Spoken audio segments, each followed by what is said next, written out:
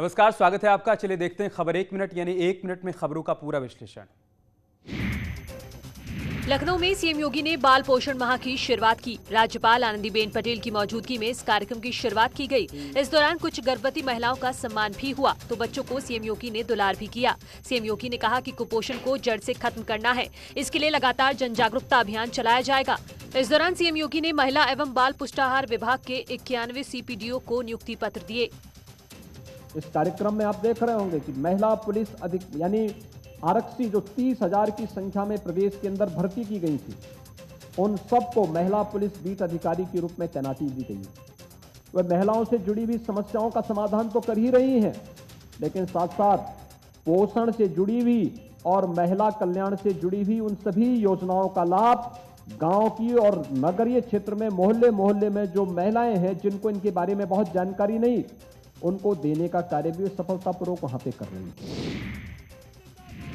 लखनऊ में बीएसपी के प्रबुद्ध सम्मेलन को संबोधित करते हुए मायावती ने कहा कि 2007 में ब्राह्मणों ने अपना वोट और समर्थन देकर बीएसपी की पूर्ण बहुमत की सरकार बनाई थी।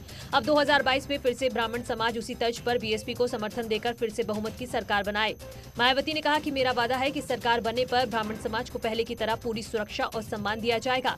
इस दौरान मायावती ने बीजेपी और समाजवादी पार्टी पर झूठे वादे करके ब्राह्मण समाज के साथ छल करने का आरोप लगाया।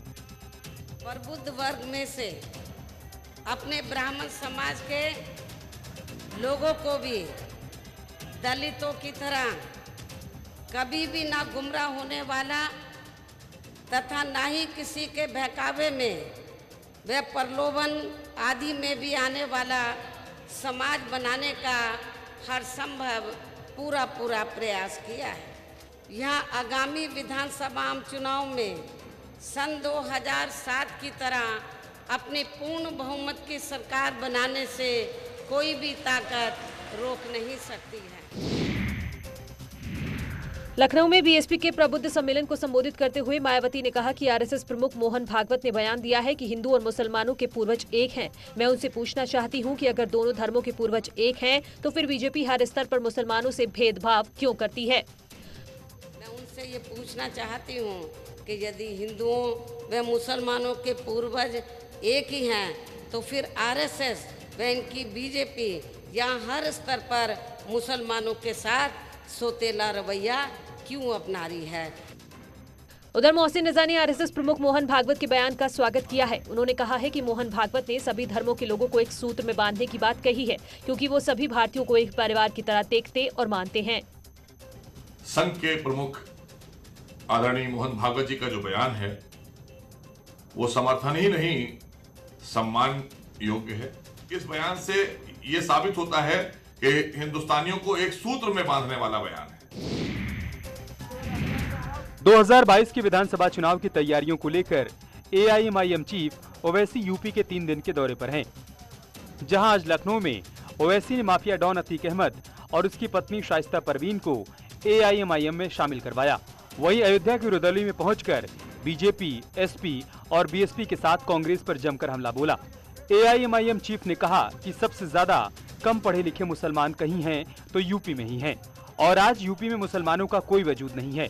मुसलमानों ने एसपी, बीएसपी और कांग्रेस की सरकार बनाई थी और सेकुलरिज्म के झूठे वादे पर वोट देने के चलते मुसलमानों को उनका हक नहीं मिला।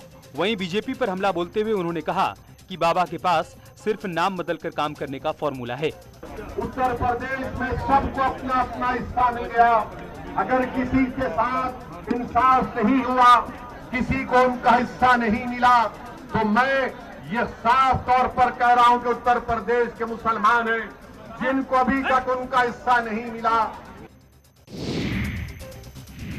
माफिया डॉन अतीक अहमद और उसकी पत्नी शाइस्ता परवीन AIMIM में शामिल हो गई। अतीक अहमद अभी जेल में बंद है, इसलिए उसकी पार्टी में शामिल होने की पर्ची उसकी पत्नी को दी गई। मैं उनकी पार्टी ऑल इंडिया मजलिस-ए-इत्तेहादुल मुस्लिमीन MIM को ज्वाइन करता हूं और मैं भी करती हूं। इस मौके पर ओवैसी ने बीजेपी और उसके सहयोगी दलों पर निशाना साधा। उन्होंने आरोप लगाया कि बीजेपी और जेडीयू में कई दागी सांसद हैं। मुजफ्फरनगर दंगा केस वापसी के फैसले पर भी उन्होंने सवाल उठाया। जिसका नाम अतीक होगा, जिसका नाम शहाब होगा, जिसका नाम मुख्तार होगा, वो बाहुबली हो जाएगा। ये रियलिटी है, इसको आप इनकार नहीं कर सकते। माफिया डॉन अतीक अहमद की पत्नी के AIMIM में शामिल होने पर कानून मंत्री ब्रजेश पाठक ने कहा कि ओवैसी किसी को भी शामिल करा सकते हैं, लेकिन बीजेपी सरकार में किसी भी गुंडा माफिया को छोड़ा नहीं जाएगा। ये तय है कि भारतीय जनता पार्टी माफिया, गुंडा, लफंगा तत्व, जो असामाजिक तत्व हैं, उनके खिलाफ कार्रवाई करने से नहीं हिचकेगी और ऐसे लोगों को प्रश्रय भी नहीं देगी। कानपुर के एसपी विधायक इरफान सोलंकी ने यूपी विधानसभा में नमाज पढ़ने के लिए रूम आवंटित किए जाने की मांग की है। उन्होंने कहा है कि कार्यवाही के दौरान मुस्लिम विधायकों को मस्जिद जाना पड़ता है, इसलिए झारखंड की तरह यूपी विधानसभा में भी प्रेयर रूम बने। विधानसभा में प्रेयर रूम होने से कार्यवाही नहीं छूटेगी। मेरा मानना ये है, एक प्रेयर रूम होता है जहाँ पे आदमी जाए अपनी इबादत करे, चाहे वो हमारे हिंदू भाई हों, मुसलमान भाई हों। एक अगर 2-4 लोगों के खड़े होने के लिए वहाँ पे एक छोटा सा प्रेयर रूम बनाए जहाँ लोग जाते हैं। क्योंकि मैं तो ये भी कह रहा हूँ, जो हमारे हिंदू भाई, जो हिंदू विधायक हैं, नवरात्र भी चलते रहते हैं जब भी विधानसभा चलती है, सावन का महीना आता है जब भी विधानसभा चलती है, और बहुत से ऐसे लोग होते हैं जो अपना फास्ट रखते हैं, जो हिंदू भाई हमारे, जैसे करवा चौथ का समय आता है। इरफान सोलंकी की मांग को डिप्टी सीएम ने नकार दिया है। उन्होंने कहा कि झारखंड में जो भी फैसला हुआ वो गलत है और यूपी में ऐसा होने की कोई संभावना नहीं है। तो लगता है कि झारखंड में भी जो निर्णय हुआ है वो गलत हुआ है और उत्तर प्रदेश में तो ऐसा कोई निर्णय होने की कहीं दूर दूर तक कभी संभावना ही नहीं। मैनपुरी पहुंचे समाजवादी पार्टी अध्यक्ष अखिलेश यादव ने कहा है कि चाचा शिवपाल यादव का पूरा सम्मान है। 2017 की तरह 2022 के विधानसभा चुनाव में भी शिवपाल यादव के लिए सीट छोड़ेंगे। हालांकि इस दौरान अखिलेश यादव ने शिवपाल यादव की पार्टी PSPL को छोटा दल बताया। शिवपाल जी अक्सर कहते हैं कि मैं अखिलेश जी से समय मांगता हूं, समय नहीं मिलता है और हम तो उनके साथ आना चाहते हैं। आप इस पर क्या कहें? देखिए, मैं कई बार सफाई दे चुका हूं, कई बार इस पर बात रख चुका हूं। उनका छोटा दल है, उनका भी एक दल है, उस दल के लिए समाजवादी पार्टी सीट छोड़ेगी। उनका पूरा सम्मान होगा। बातचीत फोन पे भी हुई है। निषाद पार्टी के अध्यक्ष डॉक्टर संजय निषाद ने दिल्ली में बीजेपी के कई बड़े नेताओं से मुलाकात की। संजय निषाद ने केंद्रीय गृह मंत्री अमित शाह, बीजेपी के राष्ट्रीय अध्यक्ष JP नड्डा और BL संतोष से मुलाकात की। इससे कुछ दिन पहले भी संजय निषाद ने दिल्ली में बीजेपी के कई बड़े नेताओं से मुलाकात की थी। मुलाकात के बाद संजय निषाद ने कहा कि सामाजिक मुद्दों और आरक्षण के साथ ही 2022 में होने वाले चुनाव को लेकर बातचीत हुई। हमारे सामाजिक मुद्दे आरक्षण हैं, मतलब रोजी रोटी जो छीन ली थी सपा बसपा ने, कांग्रेस ने, वो वापसी का था। हमारा राजनीतिक मुद्दा आरक्षण का था।